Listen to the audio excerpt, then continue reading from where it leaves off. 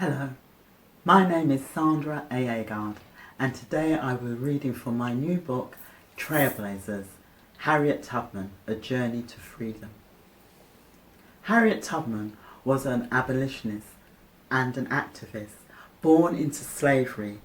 She took a huge risk and ran away from her southern plantation, on the move for many weeks until she crossed the boundary lines into the Free States. This was just the beginning of her incredible journey. She would go on to help hundreds of people escape slavery. This is her story. I'll be reading from chapter 5, On the Run. This is her first escape to the north. A few days later, as Harriet toiled in the fields, a fellow field hand signalled to get her attention. She worked her way towards the man who was digging at the soil. He quietly told her that a trader was arriving at dusk. She was going to be sold. For a moment, Harriet's mind went blank. Her time had come at last. She had no choice but to run away alone and to run that night. She might fall asleep or suffer one of her horrible headaches, but it was a risk she was prepared to take. At dusk, she and the others stopped working and made their way back to the slave quarters. Harriet desperately wanted to let her mother know that she had made the decision to run away, but as a field hand, she could not go into the big house where her mother worked. She considered taking the risk and began walking towards the path that led to the house where Dr. Thompson drew up his carriage, returning from business in Buckstown. He'd been taking care of running the plantation since Edward's death. Her plan to say goodbye to her mother was foiled, but Harriet couldn't bear to leave without her mother knowing.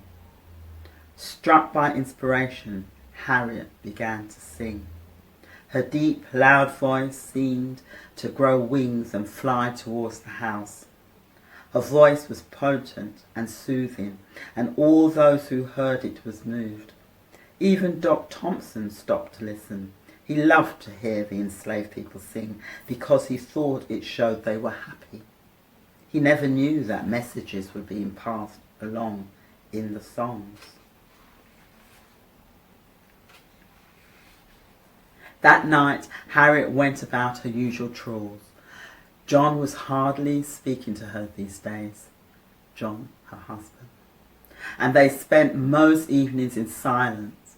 When she knew that John was sound asleep, she got up quietly and helped herself to some ash cake, a type of bread, a piece of salt herring and her wedding quilt.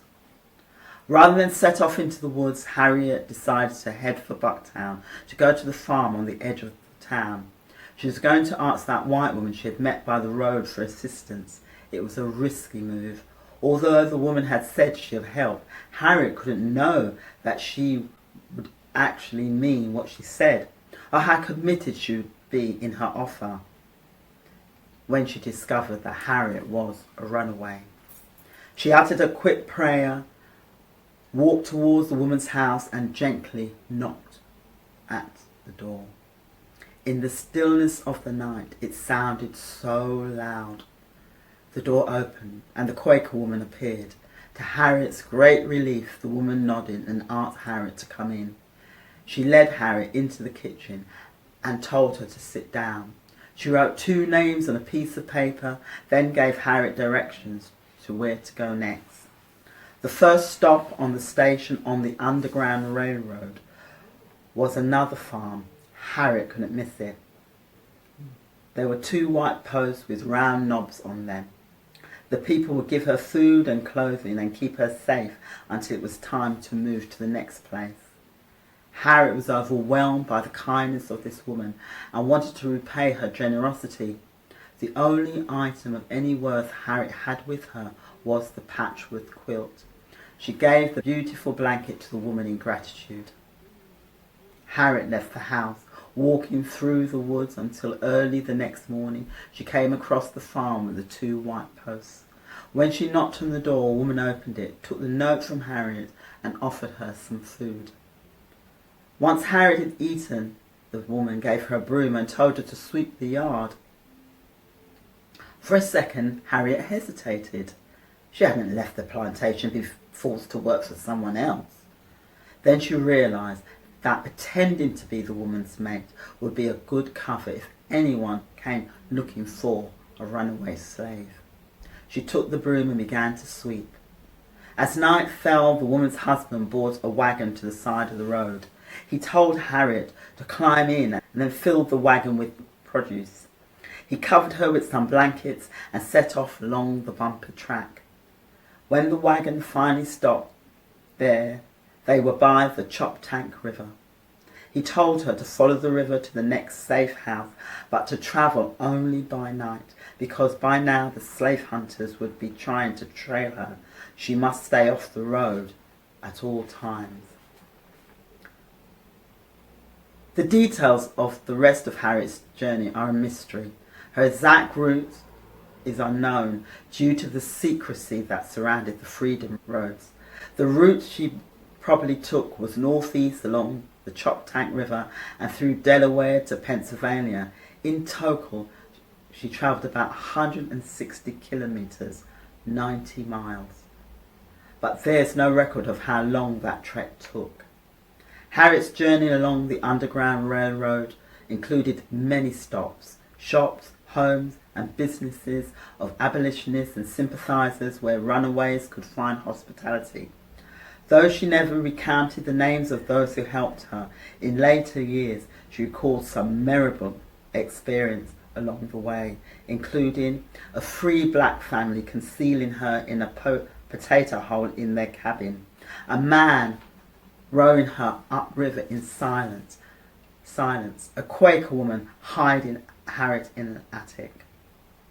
Harriet herself wasn't really sure of what route she took, knowing only that she fixed her eyes on the North Star, trusting it to guide her to freedom.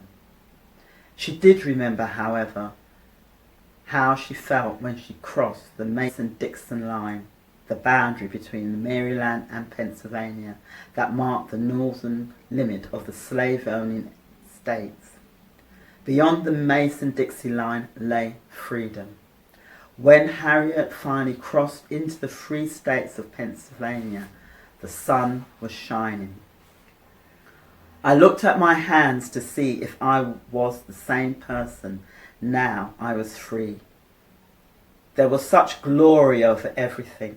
The sun came up like gold through the trees, and I felt I was in heaven.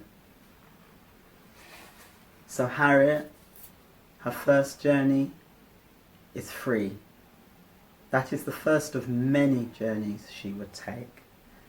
This book tells you her beginnings and goes through her ends.